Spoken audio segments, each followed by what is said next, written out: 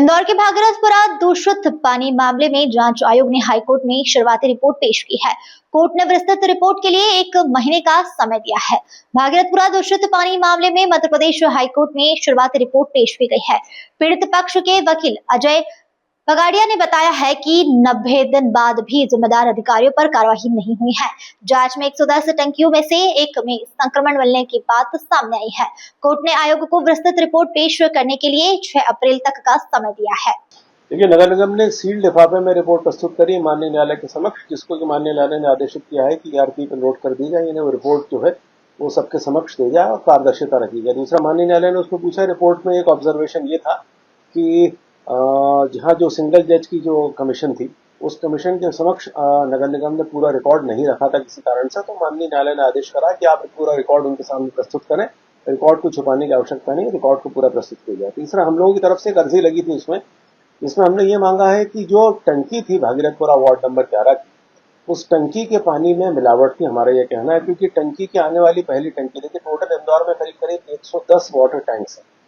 109 water tank तक जब तक जलूद का पानी आता है तो उसमें कहीं कोई दूषित पानी नहीं आया, संक्रमित पानी नहीं आया। 110वें टैंक में दूषित पानी था।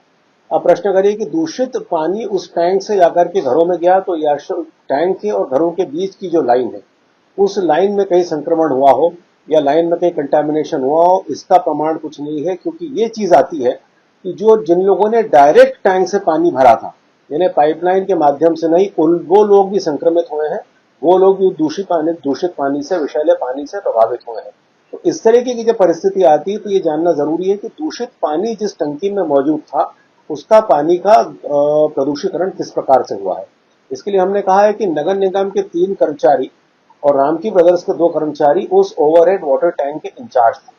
5 व्यक्तियों से इंटरोगेशन करा जाए, 5 व्यक्तियों को बुलाया जाए। क्योंकि हमने बड़े स्पेसिफिक टर्म्स में, एक स्पष्ट शब्दों में उल्लेख करा है कि हमें लगता है कि पोटेशियम क्लोराइड की मात्रा उस पानी में आवश्यकता से अधिक बढ़ाई गई, जिसने कि पानी को विषैलीकरण करने का काम करा, जिससे कि लोग प्रभावित हुए। अगर ये है तो वो 5 व्यक्ति जो उस समय टैंक के इंचार्ज थे, 2 रामकी इंडस्ट्रीज के और 3 नगर निगम के इंचार्ज हैं, जिम्मेदार है उसके, और उनके खिलाफ गैर इरादतन हत्या का मामला होना चाहिए। इस पर माननीय न्यायालय ने कहा कि आपकी अर्जी को हम ग्राह्य करते हैं और इस पर सुनवाई के लिए 6 अप्रैल को फिक्स करी है। क्योंकि नगर निगम ने स्पष्ट शब्दों में कहीं इस बात को डिनाई नहीं करा है कि ये जो ओवरहेड टैंक है इसमें 5 व्यक्ति हैं, उन्होंने इसको डिनाई नहीं करा। इस ओवरहेड टैंक में डायरेक्ट नल लगे हुए, इस बात को डिनाई नहीं करा। सिर्फ इस बात को डिनाई करा कि हमारे सोर्स गलत है।